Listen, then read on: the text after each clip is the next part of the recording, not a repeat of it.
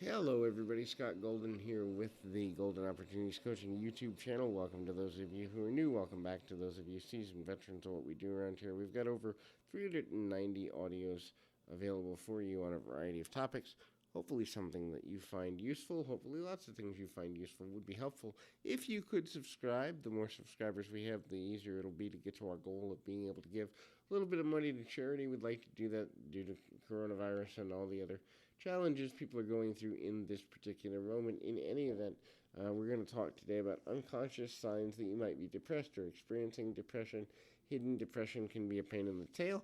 If you're dealing with that or any other life circumstance that you'd like to work through with somebody, I do offer coaching services, relational, family, personal development, and the like, entertainment, and all forms of coaching. So if you're interested, please feel free to get in touch.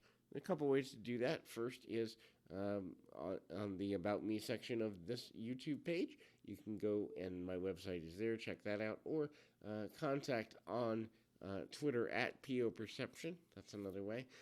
But anyway, unconscious depression. So the first is if you constantly want to vent or be around people. Now, a lot of times people think of depression as this form of social isolation, which actually is kind of the second thing on my list. And so, yes, the most common way that people see depression is social isolation. So if you know that you're isolating yourself, you're just kind of going into your room metaphorically and kind of just hanging out with the TV or the radio or in silence or whatever, that is a great sign that you've got unconscious depression stuff going on.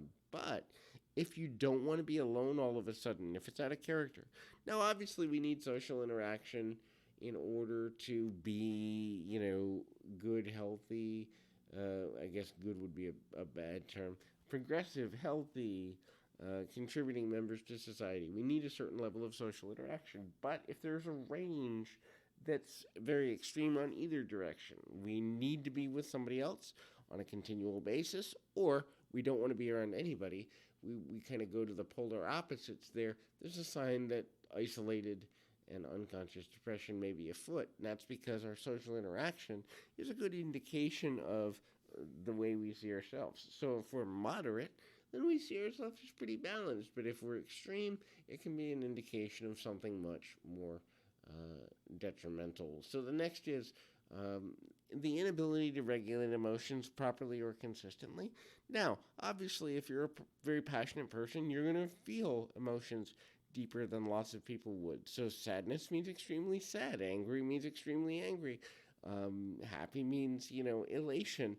But at the same time, when one is going through rapid cycling of emotions without the ability to feel in control, this can be a sign of unconscious depression. This is because there's kind of no filter around the emotions that one is experiencing, and this can mean a lot of different things to a lot of different people. But if you feel as though your emotions are controlling you and you're not controlling them, that's a pretty good indication that there's an issue there. And the next one on the list is like unto it.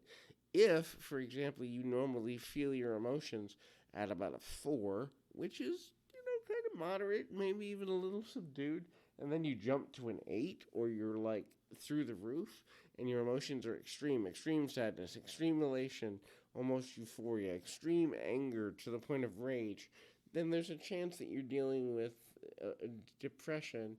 And what's happening is you're emotionally flooding yourself because you don't feel necessarily that you can control your circumstances, but you can control the vibrance with which you feel emotion, or you think you can, or more accurately, you can't. And so what happens is you begin to go, well, forget it. I'm just going to express how I feel on blast, and the consequences don't matter. That can be obviously lots of difficulty resulting from that. The next one is really basic. Your sleep pattern changes all of a sudden unexpectedly. So this could be I'm sleeping until the middle of the day and I normally am up at 5 a.m. Or it could mean I'm normally in bed at 9 and I'm not going to bed till 4 a.m. Or it may mean you're constantly physically tired and always looking forward to sleep. This is probably the biggest sneaking suspicion. So if you're a person that's usually pretty active, be it physically active or socially active or active online or in your hobbies or things, and then all of a sudden you hit a period of time for a couple of weeks or longer where it's like, I'm just tired all the time and all I want to do is dream about my comforter and my bed, and there isn't a outlying reason for you to feel that way, that's a sign that depression is sneaking you.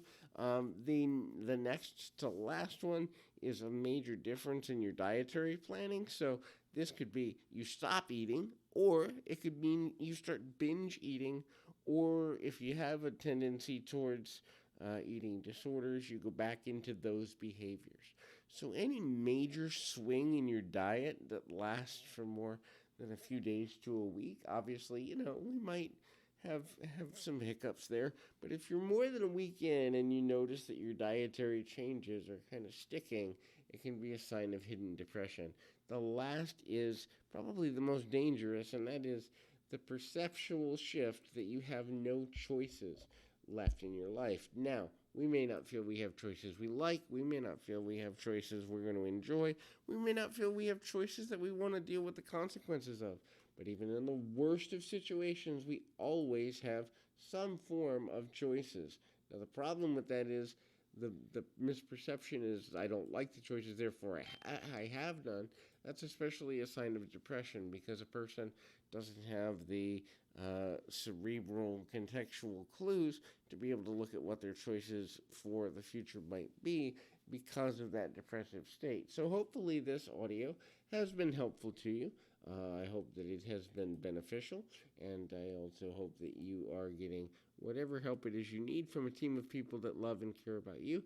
If I can be one of those people, please feel free to reach out. But until next time, keep your feet on the ground, your mind in the moment. Until next time, everybody.